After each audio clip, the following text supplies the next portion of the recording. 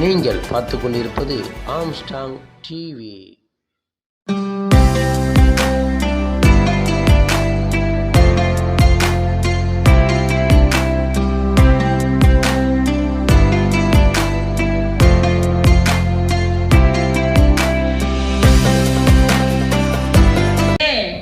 Director Prasad அவர்கள் ஒரு படம் எடுக்கிறேன், தாய் இல்லா பிள்ளை என்று நீங்க வசனம் எழுதி கொடுக்கணும்னு கேட்கிறார்.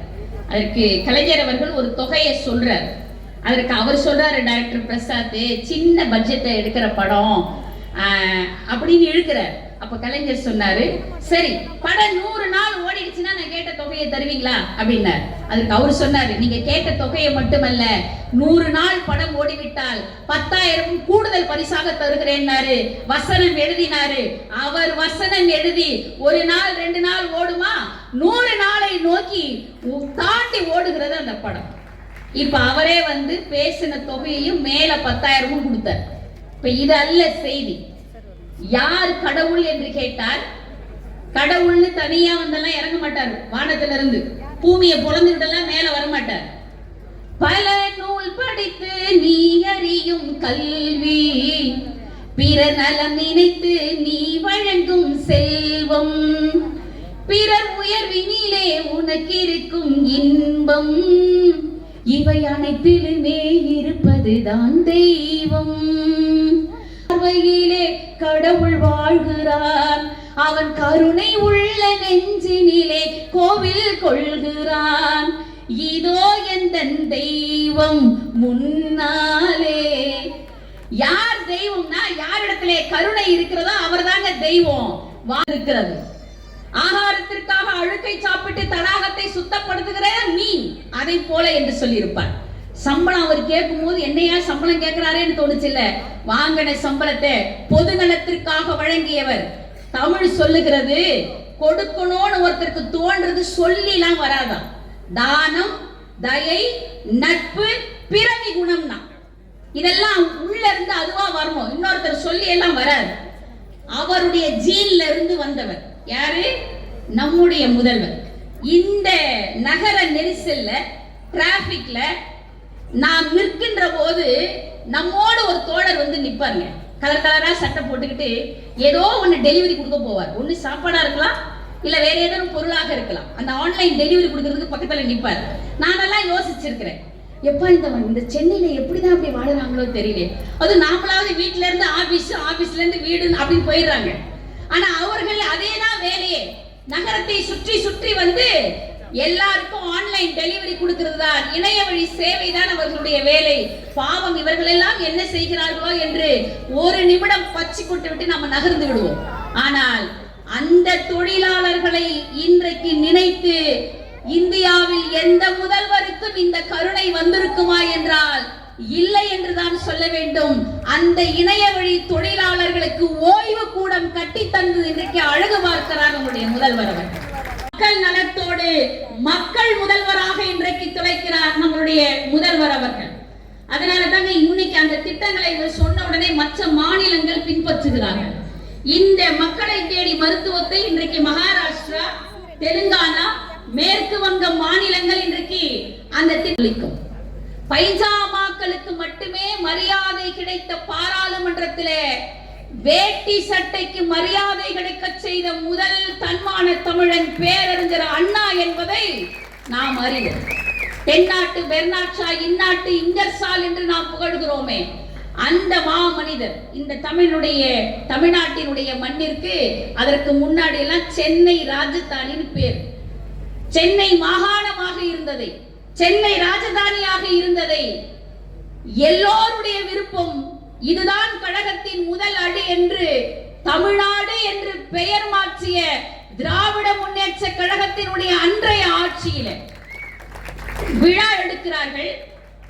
அப்பொழுதெல்லாம் அண்ணாவிற்கு முடியாத சூழல், உடல்நிலை முடியாத சூழல். மருத்துவ குழு ஆலோசனை சொல்லுகிறது, வேண்டாம் உங்கள் உடல்நிலை மோசமான கண்டிஷன்ல இருக்கு, நீங்க அந்த விழாவுக்கு போகக்கூடாது, மக்கள் கூடுகிற அந்த விழாவுக்கு நீங்க போக கூடாது என்று சொன்ன போது பேரறிஞர் அண்ணா சொன்னார், எங்களுடைய பல நாள் ஏக்கம், என் மண்ணிற்கு தமிழ்நாடு என்று பெயர் வைக்கிற இந்த விழாவிற்கு என்னால் போக முடியவில்லை என்று சொன்னால் இந்த உயிர் இருந்தால் தான் என்ன, போனால் தான் என்ன?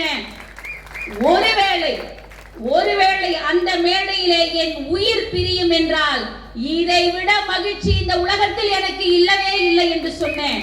அந்த தமிழ்நாட்டில் என்று பெயர் வைத்த அந்த பேரறிஞரின் அண்ணாவின் இதயமாக திகழ்ந்தவர். அத முடியும் என்று வள்ளுவன் சொல்லுகிறார். சரி, முப்பாட்டன் சொல்லிட்டார். அதுக்கப்புறம் அந்த நீதி வெண்பாவாது என்னை சொல்லுகிறதுன்னு பார்த்தா பெண்ணை புகழ்ந்துதான் சொல்லுகிறது. அன்னை தயையும் அடியால் பனையும் மலர் பொன்னி நழகு புவி பொறையும் மின்னலடை வேசி துயிலும் விரல் மந்திரி மதியும் பேசி இவை உடையாள் பெண் என்று சொல்லுகிறது. சரி, இவ்வளவு புகழ்ந்து சொல்லுகிறீர்களே, இந்த காலகட்டத்திலே உண்டு. ஒரு பெண் எவ்வளவு மகிழ்ச்சிக்குரியவள் ஒரு கவிஞர் சொல்றார். அது என்னுடைய ஆசான் கண்ணதாசன் சொல்லுகிறார். கோடிட்ட முந்தானை கொஞ்சி குடைந்தாட கோலமையில் போல வருவாள், கொடியோடி மிடையாட இடையோடு கனியாட குழல்முடி ஆடி வருவாள், காடிட்ட வெண்புக்கள் கடைவாயில் நின்றாட கஞ்சாடை நடன விடுவாள், கட்டான திருமேனி பட்டாளம் கொண்டு என்னை கைதாக்கி சிறையில் இடுவாள், ஊடிட்டு கூடிட்டு உடலோடு சுவையிட்டு உறவாடும் வஞ்சி மயிலை உள்ளத்தின் உள்ளூரும் கல்லோடு கவியாக்கி உயரத்தில் ஏற்று மனமே, அன்பான இதமான பண்பான பதமான அறிவொன்ற மனைவி அவளே, என்போடும் சதையாவி எல்லாம் கலக்கின்ற இணையற்ற தெய்வ மகளே, கண் போட ஒருமேனி கால் போட ஒருமேனி என்பாரின் காதல் சுகமோ, கழுதைக்கு பொட்டிட்டு மையிட்டு வைத்தாலும் கனிவான காதல் தருமோ?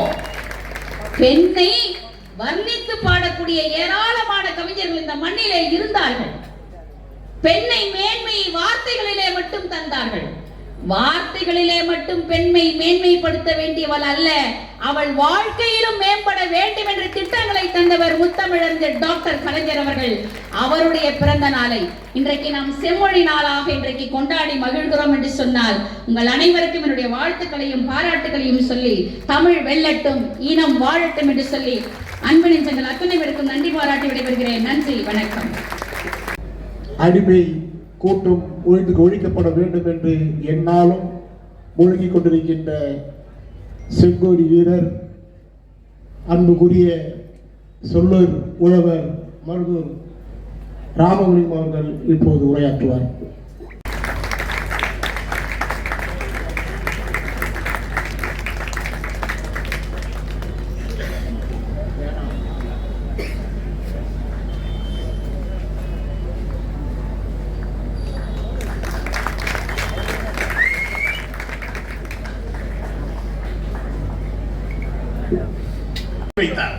இன்றைக்கு அவர் பெற்ற பிள்ளை உச்ச நீதிமன்றத்திலே வழக்கு தொடுத்திருக்கிறார்.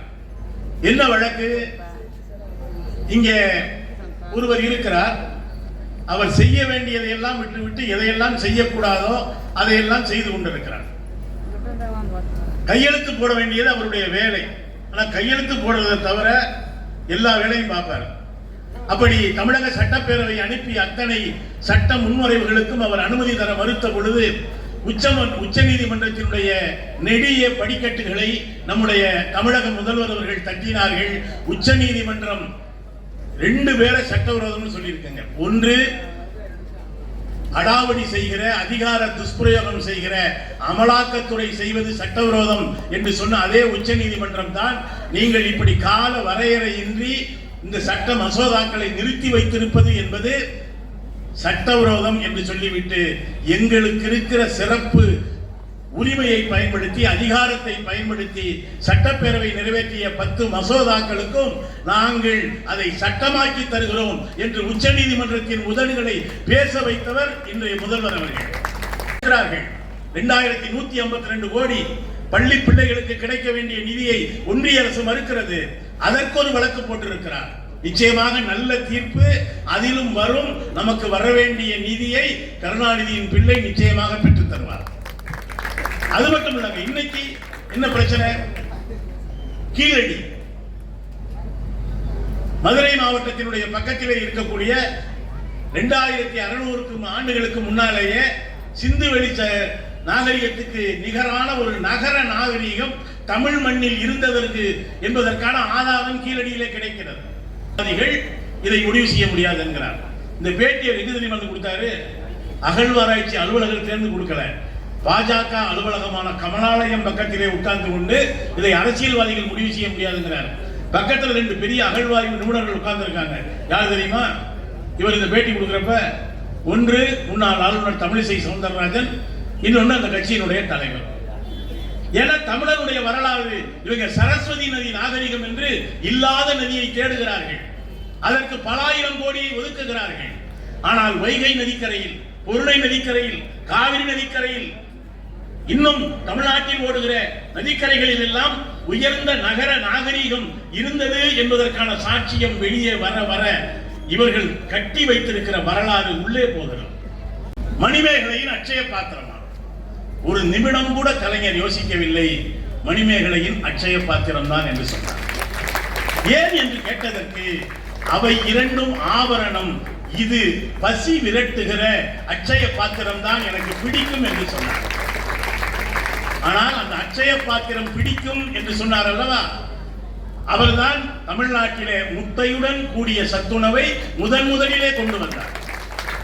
அவருடைய பிள்ளை முதலமைச்சர் இன்றைக்கு தமிழ்நாட்டிலே மதியம் மட்டுமல்ல, நிறைய பேர் கிண்டல் பண்றாங்க, அது என்ன பள்ளிக்கூடமா சமையல் கூட. உண்மையிலேயே காலையில வயிற்று பசியோடு போகிற பிள்ளைகளுக்குத்தான் பசியின் அருமை தெரியும். வள்ளுவன் சொல்லுவான், நெருப்புக்கு மத்தியிலே கூட தூங்கிவிட முடியும், ஆனால் பசியோடு ஒரு மனிதன் தூங்க முடியாது என்று. அப்படி காலையிலே பள்ளிக்கு வருகிற பிள்ளைகள் பசியோடு இருக்கக்கூடாது என்பதற்காக காலை உணவு திட்டத்தை கொண்டு வந்த ஒரு அட்சய பாத்திரம் தான் நம்முடைய முதல்வர். திருச்செந்தூர் முருகனுக்கே ஆபத்து என்பது இவர் சொல்லித்தான் தெரிகிறது என்று சொன்னவுடன் எம்ஜிஆர் திரும்பி பார்த்து உழைச்சிருக்கிறார். இந்த எம்ஜிஆருக்கு டாக்டர் பட்டம் கொடுக்கணும் அப்படின்னு அப்ப சிண்டிகேட்ல துரைமுருகன் இருக்காரு, மரியாதைக்குரிய அண்ணன் துரைமுருகன் அமைச்சர் அவர்கள், அப்ப எதிர்கட்சி. இவரும் சேர்ந்து ஓட்டு போட்டா தான் எம்ஜிஆருக்கு சென்னை பல்கலைக்கழகம் முனைவர் பட்டம் கொடுக்க முடியும் வந்து கேட்கிறாரு. எம்ஜிஆருக்கு டாக்டர் பட்டம் கொடுக்கலாம்னு சொல்றாங்க, நான் என்ன செய்யட்டும்?